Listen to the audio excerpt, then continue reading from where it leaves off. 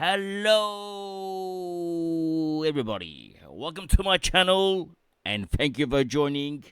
Now, in today's episode, we're going to do something a little bit different, okay? Now, we've done all these player reviews, as you can see, okay? We're still going to continue more player reviews, but today I want to talk about something a little bit different. Something I've never spoken about before, and it's the topic of anti-podding, okay? Now, what is anti-podding, you may ask? Just come down! Well, if you go to Google or Microsoft Bing or wherever you want to go to, you won't find it on the description, or there's nothing there for anti-podding. They only got anti-ponding board, okay? There's nothing for anti-podding, so I'm gonna explain it to you now, something a little bit different. What is anti-podding? Now, what does this word mean? Pod. What is that in related to Supercoach? Well, it's player of difference. That's what a pod is, okay?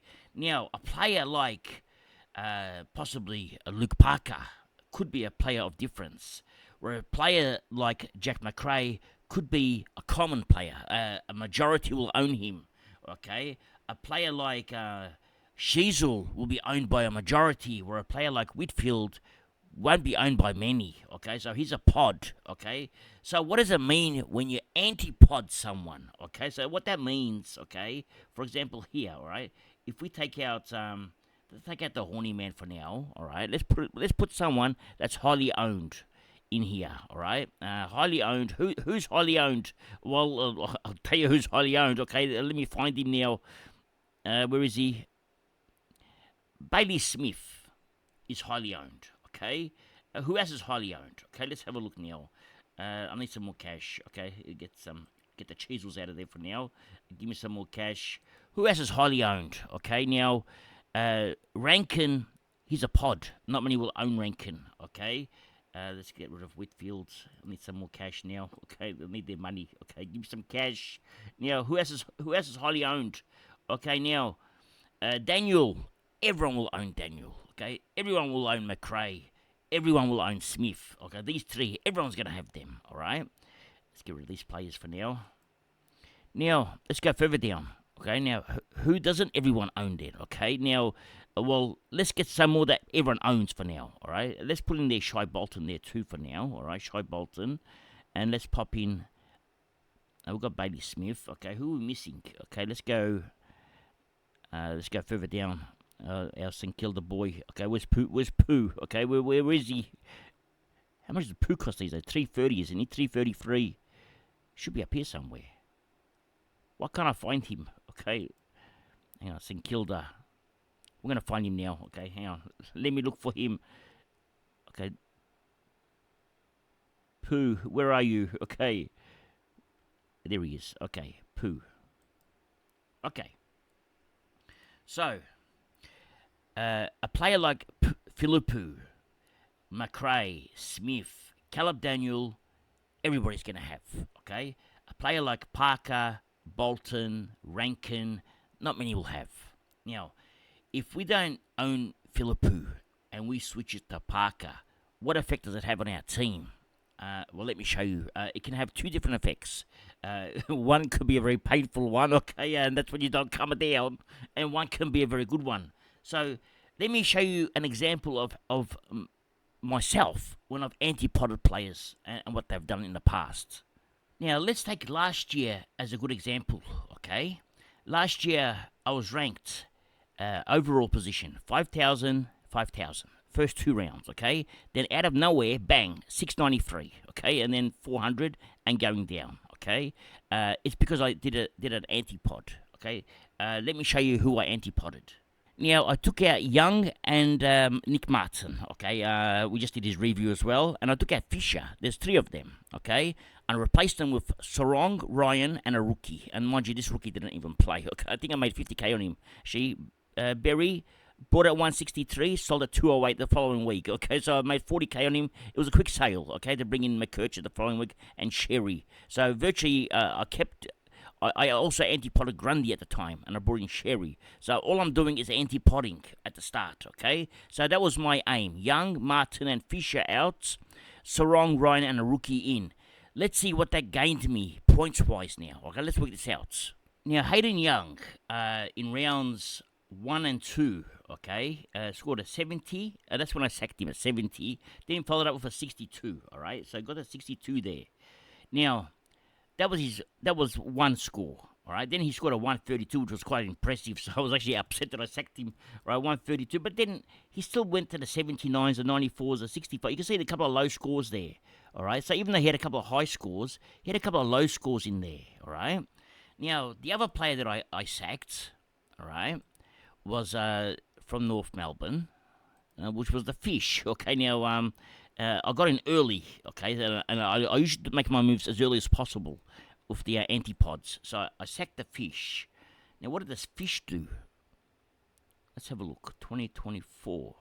Well, he scored a 50 the week I sacked him. Then he scored 101. I've got just to rub it into my face. He said, "Yeah, this is what I can do." Okay, but he couldn't keep it up. Okay, then he went 70, 75, 84. He went really bad. Okay, you can see even a 20 and 96. So I antipoded the Fish, and that worked out really well. And I also antipoded Nick Martin, which didn't work out that well because Nick Martin actually went good, but I needed his cash to do the antipod. I thought he was one of the ones that was not going to perform. And let's go over here, Nick Martin. Okay, Nick Martin. Okay, Supercoach profile. Okay, 2024. Now, when I sacked him at 63, he then went on to score 93. Then he went on a bit of a run. Okay, I brought him back at 100 because I thought the antipod's not working. So sometimes the antipod doesn't work, and it actually gets painful to watch. Okay, so you have to bring him back. So that's what I did. Okay, so it doesn't always work. So Nick Martin we brought back, but the players that we brought in, okay, who were they? Okay, now let's have a look. Actually, both from Freo. I went straight to Freo, and we brought in Caleb Sarong. All right, we missed his first game. Some may say this is point chasing. I call it anti-podding. We missed a 170, but he scored a 141, 125. Had a bad one, 94, then 100, 117, 140, 137, 150. These are who scores, all right? And these are the scores that got me up the ranks, all right? And then we also brought in, because no one at the time owned Sarong, or not many owners, all right? And then we also brought in another pod in Luke Ryan. Okay, at the time, not many owned him. Actually, I was getting told off on Twitter for bringing him in. They said, "How can you bring in a spud like him?" Well, let me show you something. He scored. Well, I didn't get the 165 because I brought him after that. So I got the 127, 130, 111, 145, 89, 106, 197, and that was the game. Everyone woke up and said, "Okay, we need him." Okay, and by that time, his price was rocketing. Okay, and by the time everyone got him in, it didn't matter no more. So whatever he scored afterwards, it didn't matter because everyone already had him. Okay, so these scores, if anything, maybe I should have anti-podded and got rid of him, but I couldn't. By this time, we've got no trades left to do all this. So at the start, the anti-pod, if you want to get off to a flyer, helps a lot. And that's why, if you go back to my team last year, that's why I went from rank 5,000 all the way straight to 600 to 400 and then 100. It was virtually off the back of those two, plus Sherry and also Grundy, okay, that switch as well. So also the governor came in for Wines because Wines got injured. So he got a couple of moves there, but the biggest reason was the round 2 trades I made, which was the antipods. Now I'm going to go to 2022 now, okay. I'm going to show you my rank because it doesn't show my history here. It only shows last year, so I can't get the 2022 history up. But I do have it on a video, one of my first videos I made, and I'm just going to go back to that trade, all right, which got me from 7th to 8th in one round, okay, and that was when I traded out Coniglios, okay. Now take note, in round 7, all right, in round 7 I'm ranked 151, 2022. Now, in 2022, Coniglios, in round 7, all right, let's go have a look at GWS. Stephen Coniglios. Let's go there, all right, because I thought to myself, I need to do something different to what everyone else is doing. Okay, so I need to do an antipod, all right? So in 2022, all right, round 7, Coniglios scored a 108. And I traded him out after one. He had scored 96, 91, and a 108, and I just traded him out after a 108. The reason I traded him out at the 108, because he played forward that game. I think he kicked 3 or 4 goals. I can't remember off memory, but he scored okay, but the role wasn't there, okay? At the time, they moved him forward, and I didn't like that. I didn't like it, so I traded him out. And it was a good trade, because the next 2 weeks you can see it's 17 and 37, and then before you know it, up the rankings I went, because the player that I can't even remember who I brought in, but whoever I brought in would have scored 100 more each time, or probably scored an extra 150 on both those scores combined. So it worked out for me. Unfortunately, though, I had to bring Cornelius back because they sacked the coach, and the new coach came in, and Cornelius came back to the midfield. So that one, it didn't work out. Although it should have worked out, it didn't. But as soon as the new coach came in, I actually got him straight back in and got the 140 as well. So it's a funny thing with anti-potting. You're anti-potting a player based on his role. Okay, that's what I was doing. Now, if we go to last year, all right, and we go to Gold Coast, and we go to Matt Rowell. Now, on Twitter, I named him the Weapon, okay? He was actually even in the Herald Sun with my article out there. He was named the Weapon, okay? And I virtually put my whole reputation on him, okay? So I was praying he went good. So Matt Rowell last year, all right, he only averaged 102, so he didn't average much, all right? But the damage was done at the start, okay? That's when I got him. 137, 155. Or had a logo. He got tagged this game. 99, 129, 135, 126, 136. By the time it got to round 7, all right, Matt Rowell was 640k, and he was the number 1 averaging player in the entire comp, all right? By the time we got to round 8, 9, and onwards, people jumped on him. Because you can't let a player like this get out of hand. You got to jump on, okay? And that's what you do, okay? So the first opportunity, by the time we got to round 7 or round 8, they jumped on him. Now what happened was he went bad, okay? Now it was no longer the Weapon, or he went bad because everyone had him, okay? Now he had the 128, whatever, but I actually traded him out last year. Now I'm not sure exactly when. Let's have a look. Which round did I trade out?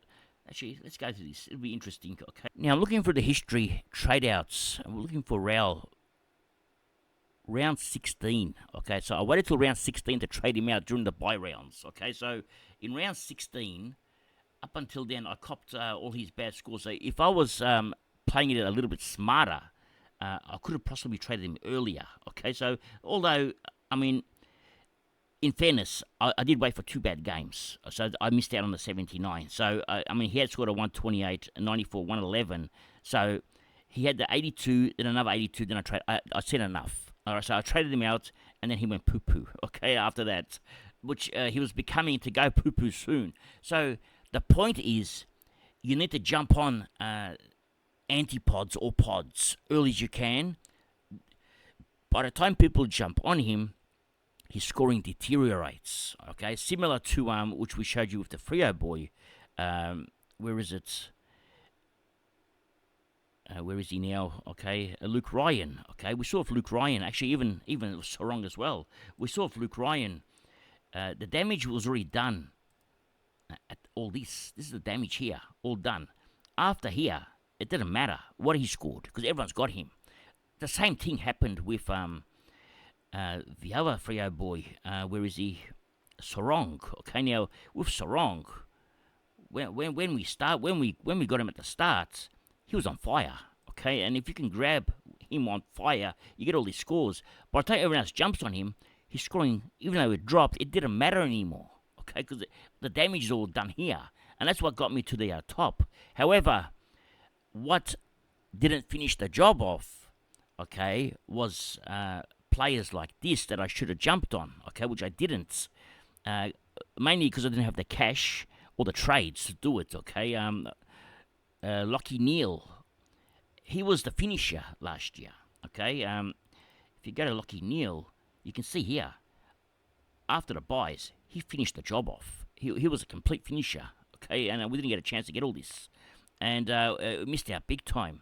So you need, even at the start, he was injured and had the bye or whatever, okay, and then had a couple of scores, nothing fancy until this 168 came along. Then another low score, so it wasn't really hurting anyone. But after here, he hurt a lot if you jumped on him. Now, at this early stage, there are 3 players that I'm planning on anti-potting. Okay, now, it doesn't mean I'm going to do it. It's just early, okay? It's early. I want to see more of them. But at this early stage, I'm planning on anti-potting Smith, okay, Bailey Smith, Matt Philippou, and Matt Flynn. Okay, the 3 of them I'm going to anti-pot. That's my plan at the moment. However, things can change. I may have to look for somebody else, okay? But at the moment, these are my 3 anti-pods that I'm going to be hopefully aiming for. So all in all, okay, with anti-podding, all right, this is the negatives, okay, negatives, okay? You have to prepare for pain. Because when the anti-pod doesn't work and everyone's enjoying a 150, you're just watching them, okay? It's painful, it hurts. It's probably the most annoying thing you can possibly have when the whole 80% of the community owns a player and you don't own him and he's gone nuts, okay? That you have to prepare for pain. So, negatives are preparing for pain. Let's say wasting trades to bring him in. Okay, because you didn't start with him. So wasting trades to bring them in, okay? They're the negatives. And also loss in rank, okay? So you're going to lose in rank when you anti-pot and it goes sour, okay? Now, with every negative comes a positive, okay? Now, the positives are watching others in pain. Okay, this is the most rewarding part of anti-potting somebody. Okay, when everyone cops a 50, okay, and you don't, you cop a 120. It's the best. Just calm it down. It's the most satisfying thing ever. So watching others in pain, okay, this only Supercoach pain, okay? We're not that mean, okay? We don't like to see people in pain, in agonizing pain. But when it comes to a Supercoach pain, it doesn't matter. It's okay. It's good to watch them. Anyway, so that's one thing, watching others in pain, right? That's one positive. The second positive is you're saving your trade, okay? Because other people have to trade them out, okay? And they don't even know when to do it, okay? So the longer they take, the more painful it is for them. So saving the trade, because you don't have to trade a player out. You don't have him, okay? So you're saving the trade, okay? And the third thing is rising in ranks. So it comes with negatives and positives, okay? The anti-podding. It's a matter of... you can call it luck, okay, but it's not luck. You have to virtually know exactly what you're doing. You have to virtually analyze the player, see where he's playing, his role, everything, okay, and then make a decision. The executive, you have to have a board meeting with the whole team, all the presidents, all the club members, everybody have a meeting, and then discuss: do we pull the trigger or not? And that's called anti-podding. Anyway. That's all for today. Thank you for joining. And remember one thing. It's nice to be important, but it's important to be nice. Ciao for now. That's all, folks.